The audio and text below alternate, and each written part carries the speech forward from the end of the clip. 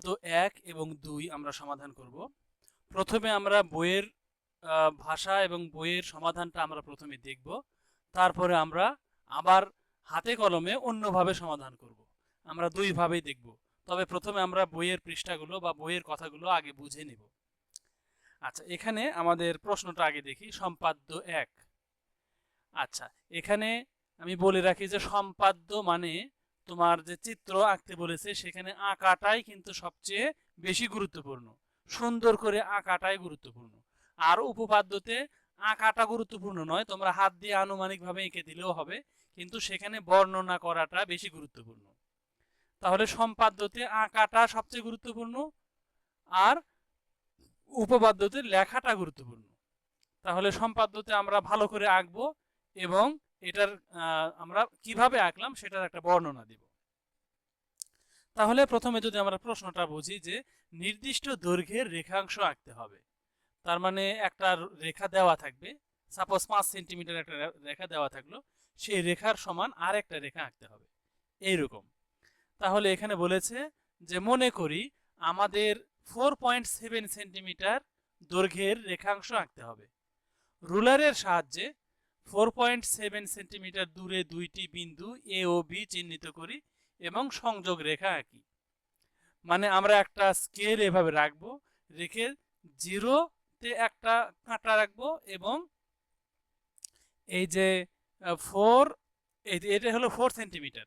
তাহলে 4 সেন্টিমিটারের পরে আমরা 7 সেন্টিমিটারে গিয়ে এই যে এখানে 4.7, মানে এখানে তো আসলে আসল স্কেলের এখানে কিন্তু 10টা দাগ দেওয়া থাকবে, এই প্রত্যেকটা ঘরের মধ্যে 10টা করে দাগ। তাহলে 4 সেন্টিমিটার হওয়ার পরে আরো 7 সেন্টিমিটার যাব, গিয়ে এখানে আমরা এই মানে মানে কাঁটা কম্পাসের এই কাঁটাটা রাখবো। অথবা আমরা কাঁটা কম্পাস না নিয়ে কি করতে পারি, এখানে পেন্সিল দিয়ে একটা ফোঁটা দিতে পারি এবং এখানে পেন্সিল দিয়ে আরেকটা ফোঁটা দিতে পারি, দিয়ে এই দুই বিন্দু আমরা যোগ করতে পারি। আচ্ছা, যোগ করে আমরা নাম দিব এ বি। আচ্ছা, এখন আমরা নিচের ধাপগুলো অনুসরণ করে এই রুলারের বা স্কেলের ও কম্পাসের সাহায্যে নিখুঁতভাবে রেখাংশ আঁকা যায়। এখানে বলেছে একটি রেখাংশ আঁকি, এর উপর একটি বিন্দু এ নিই। তাহলে এখানে প্রথম বিন্দু এ নিব। আচ্ছা, কাঁটা কম্পাসের একটি অগ্রভাগ, এই যে কাঁটা কম্পাসের এই মাথাটা জিরো যেখানে লেখা থাকে স্কেলের সেই সোজাতে স্থাপন করি এবং প্রয়োজন মতো ফাঁক করে অপর কাঁটাটা আমরা 4.7 সেন্টিমিটারে বসাই। মানে এই 4 সেন্টিমিটার হয়েও তার 7টা পয়েন্ট পর্যন্ত আমাদের গিয়ে আমাদের এখানে আরেক কাঁটা এখানে বসাতে হবে। এখন এই কাঁটা কম্পাসটি সাবধানে তুলে নিয়ে, সাবধানে বলতে তুলতে যেন এটা ছোট বড় না হয়ে যায়, মানে এটার ফাঁক যেন কমে না যায় এবং বেড়েও যাতে না যায়, এই বিষয়ে সাবধান থাকতে হবে। এ বিন্দুতে বসিয়ে, আচ্ছা এখন কাঁটা কম্পাসটি ওখান থেকে তুলে আমরা এ বিন্দুতে বসাবো এবং রেখাংশ বরাবর অপর কাঁটা বি বিন্দুকে চিহ্নিত করি। তার মানে একটা বিন্দুকে আমরা এ ধরলাম আর একটা বিন্দুকে আমরা বি ধরলাম। এখন এই এ বি রেখাংশ আমরা স্কেল আর পেন্সিল দিয়ে যোগ করে দিব।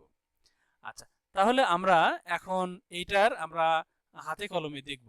আমরা এখন দেখব সম্পাদ্য ১, এটা আমরা কিভাবে সমাধান করব। সম্পাদ্য ১-ই বলেছে নির্দিষ্ট দৈর্ঘ্যের রেখাংশ আঁকতে হবে। মনে করো যে এইরকম স্কেল দিয়ে এখানে 10 সেন্টিমিটার বা 5 সেন্টিমিটার বা 7 সেন্টিমিটার নির্দিষ্ট একটা রেখা দেওয়া থাকবে, এই রেখাংশের সমান আরেকটা রেখাংশ আঁকতে হবে। এখানে বলেছে মনে করি আমাদের 4.7 সেন্টিমিটার 4.7 সেন্টিমিটার দৈর্ঘ্যের রেখাংশ আঁকতে হবে রুলারের সাহায্যে। আচ্ছা, আমরা বইটা থেকে দেখাই যে দেখো এখানে বলেছে যে সম্পাদ্য ১, মনে করি আমাদের 4.7 তার মানে 4.7 সেন্টিমিটার দৈর্ঘ্যের রেখাংশ আঁকতে হবে। আমরা যদি স্কেলের দিকে যদি তাকাই তাহলে আমরা দেখতে পাচ্ছি এখানে, আমরা একটু কাছে ধরি।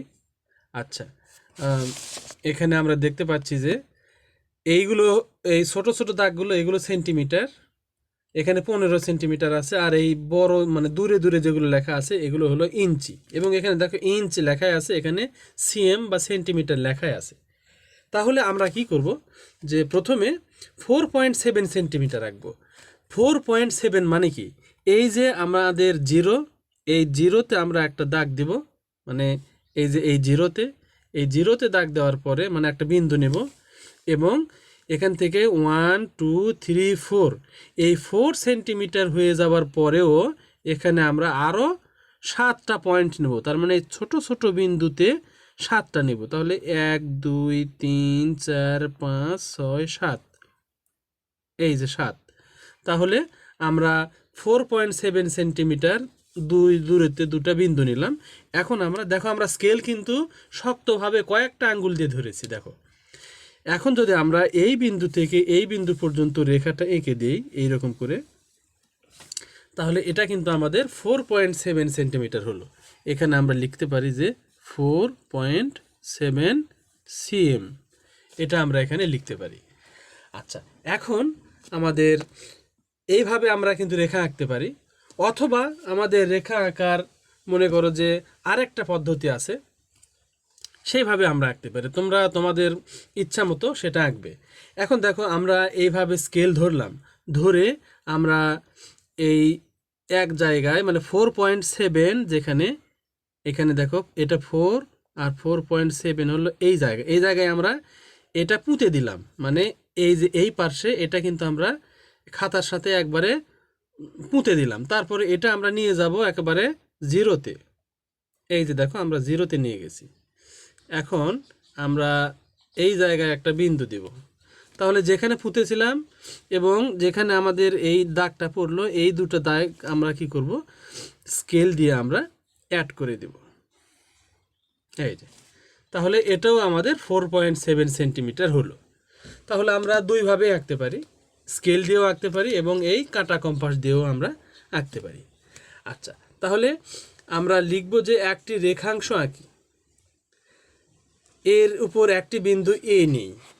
আচ্ছা, তারপরে এখন আমরা বইয়ে দেখি যে এখানে কি বলেছে। দেখো, আমাদের এখানে চিত্রে কিন্তু এই স্কেলের এটা দেখিয়েছে 4.7 সেন্টিমিটার। আমরা এইরকম করে আঁকলাম অথবা এইভাবে আঁকলাম, এঁকে তারপরের অংশগুলো কিন্তু এখানে লিখে দেওয়াই আছে, তোমরা এই কথাগুলো লিখে দিবে। অথবা এই কথাগুলো না লিখলেও তোমরা কিন্তু তোমাদের মনের মতো করে এইটা সাজিয়ে লিখতে পারো। আচ্ছা, যেহেতু আমাদের এটা রেখাংশ, তাহলে এটার নাম দিব, একটাতে এ দিব এবং আরেকটাতে দিব বি। তাহলে আমরা এই পাশে এইটাতে এ দিব, মানে যে কোনো একটাতে এ দিব আর আরেকটাতে বি দিব, অথবা এখানে এক্স দেব, এখানে ওয়াই দেব, এখানে ক দেব, এখানে খ দেব, যে কোনো নাম কিন্তু এখানে দেওয়া যায়। একদম হুবহু যে এ বি দিতে হবে এমন কোনো কথা নয়। আচ্ছা, তাহলে আমরা এইরকম করে এই 4টা ধাপে আমরা এই সম্পাদ্যটা লিখে দেব। তাহলে এখানে আমরা যেটা শিখলাম সেটা হলো যে একটা দৈর্ঘ্যের নির্দিষ্ট দৈর্ঘ্যের সমান করে আরেকটা মানে দৈর্ঘ্যের রেখাংশ আঁকা, এই কাজটা কিন্তু আমরা এখানে শিখলাম। সেটা কিন্তু আমরা দুটো পদ্ধতিতে শিখলাম, একটা হলো এই যে স্কেল দিয়ে, আর আরেকটা হলো স্কেলের সাথে মানে স্কেল আর হলো এই পেন্সিল দিয়ে, আর আরেকটা হলো এইরকম স্কেল আর হলো এই মানে পেন্সিল কম্পাস দিয়ে।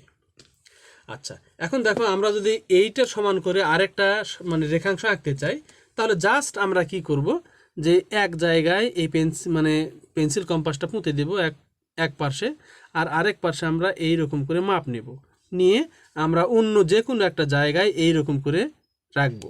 রাখার পরে আমরা এই দুটা প্রান্ত বিন্দু, এই রেখাংশের দুটা প্রান্ত বিন্দু আমরা এই রকম করে যোগ করে দেব। তাহলেও কিন্তু আমরা একটা রেখাংশের সমান করে আরেকটা রেখাংশ আঁকতে পারি। আচ্ছা, তাহলে আমরা এখন এই বইয়ের এই 4টা ধাপ আমরা মানে যেভাবে লেখা আছে এভাবে লিখে আমরা সম্পাদ্য 1 আমরা শেষ করব।